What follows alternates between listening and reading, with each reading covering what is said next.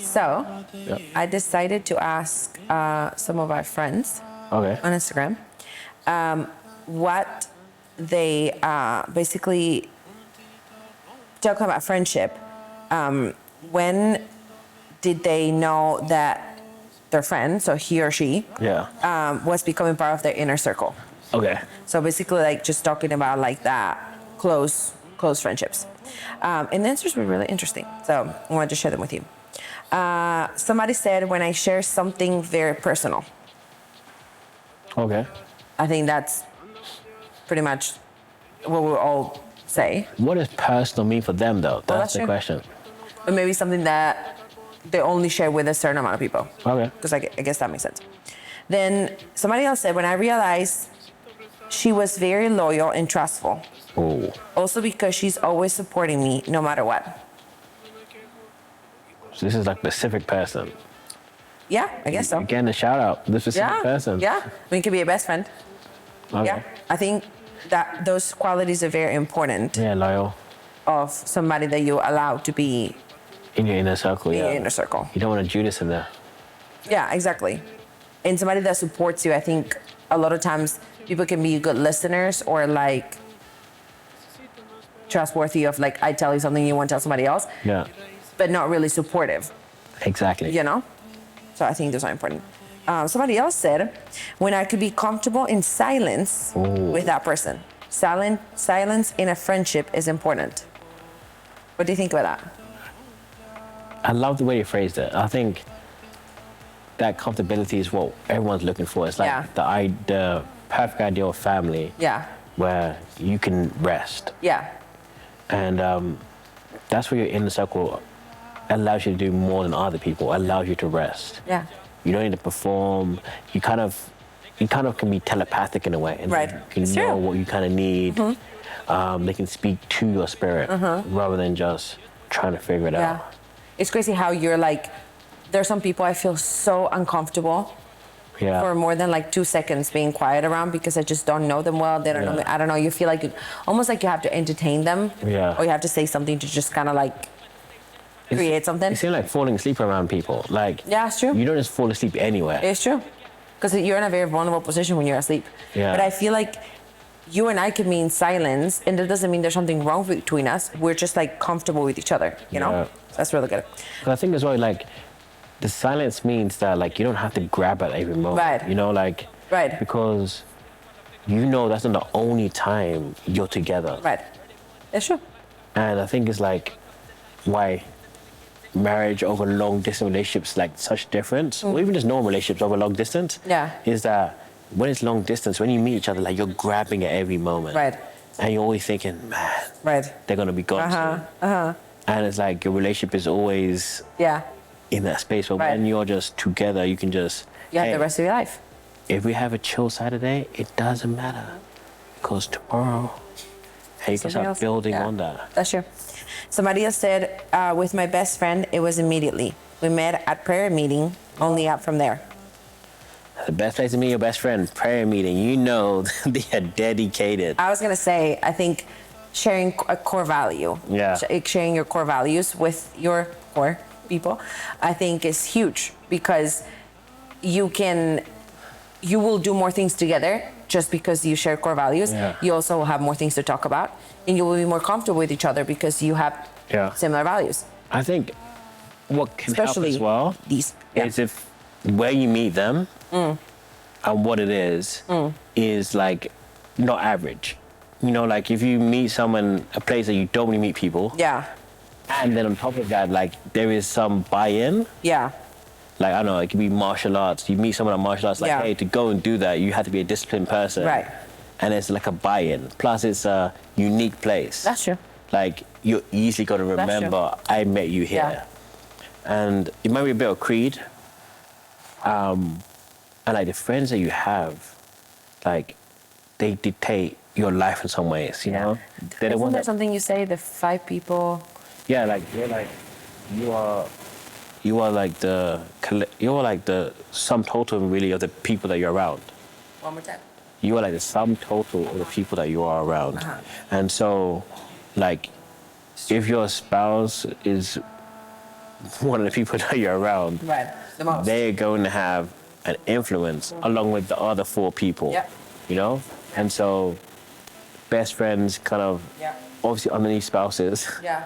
but like, or partners, like they're bringing in that, being part of that circle. Yeah. And with Creed, like, you had like these friends who were like, no spoilers, like they're boxers. Everyone knows they're going in. But boxing is a very disciplined sport. Yeah. A lot of camaraderie you can have in that. Yeah. But at the same time, with the focus you get, if you get off that focus, it can veer you elsewhere. Like, you are a machine. For sure. You can knock out people. Like, For sure. you need to be able to control that aggression and that skill that you have to not go that way. Right. And the friends you have can help you steer your talents and gifts towards good or bad. Think what you just said is also, it also applies to mentors. Yeah. So like not only friends, like best friends, because you mentioned best friends several times. Yeah. But it's like best friends also, but like mentors, your spouse, your best friends, and your mentors. I think will compose that inner circle, right? And so these are the people that have the most access to you, both to help you and to harm you. Exactly. You know, so it's like it's not just best. You also need mentors. You need godly people, a little bit ahead of you, that older than you, that can just kind of speak life and godly advice. Because like, I'll say very quickly. Go ahead. So there was a man like going to this woman's life, a woman's husband's life. And he was supposed to be like a psychologist in our country. And then psychologist. Yeah. Okay. So was this like an online therapy or something? No, like a face to face. And then he was like, "There's idols in the house. Take that out." He was like claiming all of this kind of stuff, like there's demons, there's spiritual stuff. Like he was like claiming all these things about this guy, and was like, "This guy needs me, because if he doesn't, he will not be able to." There were issues in his life. He was not connected to me. And so like with these mentors, like sometimes like you can't see it directly yourself, but other people can see it. But also, they have such you're such in a vulnerable position because like they're pouring into you. And it's like choosing the right ones. That will amplify you, not. Absolutely. And like in Creed, like you have these boxing trainers, like they're the ones that you listen to. They're ones in your ring, giving you insights. Exactly. And like you can override those people for sure, but it's like who's in your corner. And like with friends, like these are the people in your corner when you're down or when you need advice. The people that pick up are the people you listen to. It's true. And it's like there's no point having amazing friends if they don't pick up. And also, if you only have friends that are either going through the same life stage that you are, or maybe below sounds really bad, but like the stage before, let's say, then who are you learning from? Like who is ahead of you that can give you advice and that can maybe help you not make some mistakes that maybe they made? You know? And so having mentors and like older friends is very important. So maybe you think about how you are as a friend, you know? And it's so easy to like try to give snap, quick advice. You know, like, oh, that must be the problem, you know? I think about like Job and his friends, like, they were like, oh, you must have sinned, like, it's you. Like, that was their theology, the way of thinking. And it's so easy to get like that where you see a problem and you just try to get the quickest, what you think is the best solution to fix that problem. All you can see is a problem. You can't see a process. Exactly. And it's like, as a friend, try to be in a space where you can give that. I went through that recently with like a kind of friend, like they had like some struggles and like we were meeting, talking through it. And what was amazing, like seeing the transformation in them, but also that we went through that process. It wasn't just, I'm just gonna throw some things at you, go get these books online and just do it. But like we went through that process so that they actually got the help that they needed. And Exactly. it's like, that's the other part of being a friend. It's not about stepping in like a superhero. It's really about like being there for the good and the bad. Yeah, for sure. So one of our dearest friends, actually, dearest friend said, when making time with them and being with them was a priority. So she realized that they were in her inner circle. And that's true. I mean, we all have a lot of people that we hang out with, every once in a while. But like the people that end up in your inner circle are the people that you prioritize. They're the people that you actually make time to hang out with. And that's going to happen intentionally or unintentionally. Yeah. And so a lot of times, if we're not intentional, we end up hanging out a lot of time around people that are not loyal, are not trustworthy, don't push us or help us or support us, and they're actually sometimes even bad influences. Not that they're like terrible people, but they're not really helping us grow. And I think, especially the inner circle, I think that doesn't mean that you can't have other friends. Yeah. Friends that maybe are like not where you are, or people that may not have exactly the same values as you. That's fine. But your inner circle, like you have to be so careful of who you're intentional with to bring in there. I love what you're saying, because I was thinking about that. Like, I spoke to some like guys recently, and it was like, hey, friendship is like a garden, and you have to water that garden. Look at you with a garden analogy. Yeah, I don't water any gardens right now. Friendship, yes, but like, it's a process, and you have to seek it out. And I think for some of us, the way we grew up and other things is that we base some like foundational parts of our lives on situations. We live in the same neighborhood. We go to the same school. Them having to go to the same school was a situational thing. And so you're friends because you are in the same class. But once you're not. But like, there was nothing built where like, hey, I actively like and want to. No, it's not like, but I actively have invested in you. Yeah. I didn't leave the investment to circumstance. Right. And it seemed like a relationship is like, hey, we have to live in the same house, so we're connected. But not like, hey, I've actively sought you out. That even if I wasn't in this space. Right. Well, this is why sometimes we're closer to people that are not blood related than our blood related family. Exactly. And like, something like with church, like I'll see you on Sunday anyway. And it's like, you can't grow deep, strong relationships on circumstance. Yeah. And it goes both ways. Yeah. Like I was talking to one of my, I would say friend and mentor, because I consider her a mentor, one of my mentors. And I just love having mentors. It's been so good the last couple of years. And she was saying, like, we're meeting now every other week. And we have such good conversations.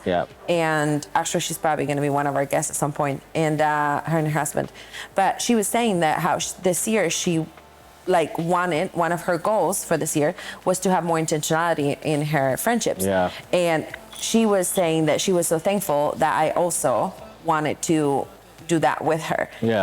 And so it's both ways. Like, I can want to be intentional with somebody, but if that person doesn't want to put the same amount of effort in our relationship, that's not going to work. I think that's what's so hard about friendships, because it's like there's choices being made. And it's like people could think, hey, why don't they value me? It is something wrong with me that these people don't want to be friends with me. And it's like, valuation is an internal thing. It's not external. What people value is what if they value is about what they already value. And sometimes like we want to value things, but we don't have the motivation, or we haven't cleared things out the way to value it properly. Which is like the New Year's resolutions. I want to do this. It's like you want to, but you've not done any steps towards doing it. So it's like, hey, I want to have deeper relationships. Like a lot of men are like, I want to have better friends. I don't have enough friends. It's like, okay, how are you a better friend? And that's what I loved that she did. Do you message people first? Like, are you setting out dates? And if you do, are you rescheduling them all the time? And that's what we met, like on a random day. Like we decided to get coffee. Like it happened like 2 months into the year. But we got coffee, we had a great time, and then so we were both like, oh man, we should do this more often. And she said, do you want to meet like more on a regular basis? Like, do we want to put this in the calendar? You know? And so she was intentional about it. The thing is, obviously, I had to agree, which I did. And I look forward to that every other week. It's such a blessing. But she had to take the step of saying, let's like make time for this. Like, let's put it in our calendar. Let's not just like, oh, well, I guess we'll see each other at some point. Yeah. Or just on church on Sunday, hi and bye. Like, let's actually put in the calendar a date every 2 weeks where we get together and have good conversations where we can learn from each other. I think that's also hard where, like, because of that situational way of growing up, like, we're next door neighbors or whatever. Yeah. The idea of putting things in the calendar sounds fake. It sounds like not real. Like, this is not really a friendship. Yeah. But really, it's like sometimes you need to do things that are unorthodox to get them rolling. Yeah. Like, schedule that stuff in so that it actually gets done. Because getting it done is sometimes more important than how it gets done. Yeah. Like, if you saw your best friend once a year, there's a lot of things that, memories you didn't make, a lot of connections you didn't do, and a lot of stories you didn't tell each other. Yeah. And so, and even like a lot of men feel weird saying other men are their best friend. That's true. Like, we lost that. That left back in primary school. And so, or mentors or anything, because sometimes what I've heard, what we talked about, as a man, sometimes you feel like you have to have it all figured out already. Yeah. So it's like, well, then if I have a mentor, then it means that I don't have everything figured out, you know? So it's that like tension of like, I need to lead, but I also need to be led in a way, you know? Yeah. And so this next one is really interesting as well. It says, when I no longer felt I had to be at my best to be around them. That is a good one. That is a really good one. Like, I can't give you spoilers about Creed, but like Creed, he answered a lot of the stuff where. What's the last thing that you watched so it's like fresh in your mind? Like, not being in your best, like that's like inner circle, and like that's the idea we want for family, where we have space to fail, space to grow, space to be poured into, not to be performative. And it's so easy to get and to push people to be like, hey, I'd rather you perform than you be a real person. And then there's no growth. Because if you don't get to a space where you can be vulnerable and real and friends that first will, like, when you're not on the best day, you also need like comfort, right? Friends that will comfort you, but also friends that will not let you stay there, whatever it is that you're going through. It's like, this is not my best day, you know? So I'm sorry this is not your best day, but also what can we do to change it? Yeah, and sometimes you don't even need comfort. Sometimes you need someone to push you back. That's true. And you're those kind of people. Yeah, and like having those relationships where you get people who can push you back. Yeah. And opening that space. Yeah. Because I think of it this way, like you said in another episode about the door. Yeah. And it's like, if you have an issue sometimes, it's like, if you don't have a proper core and healthy friends, you are begging people to give you what you need. And like, you see how people react to beggars in the street. I'm not saying that's the way to react to people, but you see what happens where someone you don't know is suddenly putting on you immediately, you must solve my problem. And it's like, wait, I don't even know your problem. And I don't even know how to fully solve it. Like, I'm being emotionally harassed in a way. I don't want it to sound in a weird way, but I'm emotionally like pressured. Pressured, Pressured about what it harassed. Into creating solutions that I wasn't even prepared for. And that I can't even really follow up on because sometimes, and I've had it before, hey, I heard you're connected or whatever, can you help me do this? It's like, but you're not my friend. Like, I will help you, but I know as soon as you get or you think you got what you want, you're out of here. And it's like, bro, you're missing out on the real thing, which is actually building connections, having a friendship.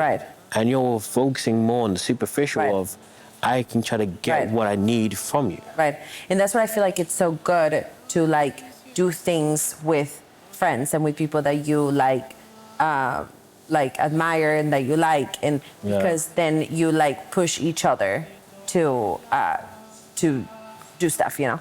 Because I understand, like, because like even the way of asking for things, like you can tell when someone just like, hey, give me what I want and out of here.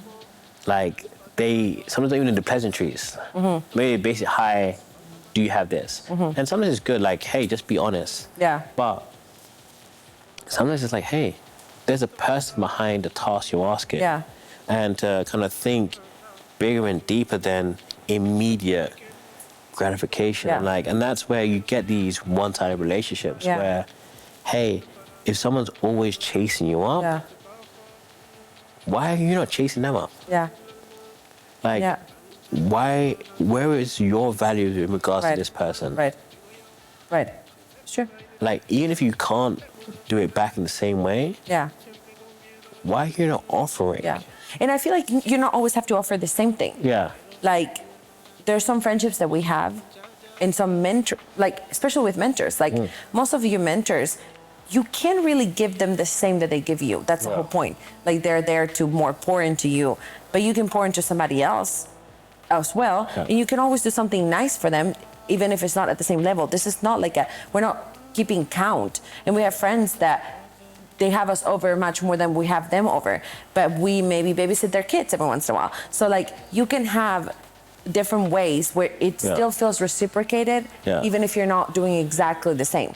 Okay, to push back in a way on that, is that controversial. is being a friend is not being is being an equal in essence, but not saying equal in output. Yeah. So, like, for example, there's this idea of like, what do you get the man who has everything? And it's like, no one. The thing is, it's a false statement because no one has everything.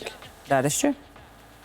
And so, that's the problem. When you start thinking in that kind of way, you are not their equal. You really put yourself in a different kind of box. Right. Doesn't matter if they have more money than you, have more resources than you. Right. Anyone can listen to someone else's story. Yeah. Anyone can be like, let me ask you about how you are. Yeah. And when you don't be an equal with them, those simple things you don't do. Right. Because you're looking at superficiality of them. Yeah. It's the whole making someone always be a Superman in your life and never allowing them to rest and be a Clark Kent. So even if you can't always pay because the other person is richer, do you ever offer? No, that's what I'm saying. Yeah. You can do stuff. Yeah. And like, Still. There's always something you can do. I said, like, being an equal, it's like, how do I help you as your friend? Yeah. Because there is always something that you can give.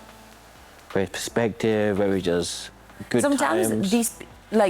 these people, like people that have more maybe like material resources, let's call it that way, maybe are the people that need the most non-tangible things. Yeah. You know? So it's like, it's not just about physical stuff. Like, there's a lot of things you can do for a friend that are not physical, like tangible, but it's emotional support is sometimes just being there, showing up, you know, checking on them. How are you doing? You know, I think it's so much more than that. And sometimes it can be like, you care about them. Yeah. Like, it's like children when they paint you something, it's like, this is not a Monet, but the fact that you thought about me to do that, that's what's touching.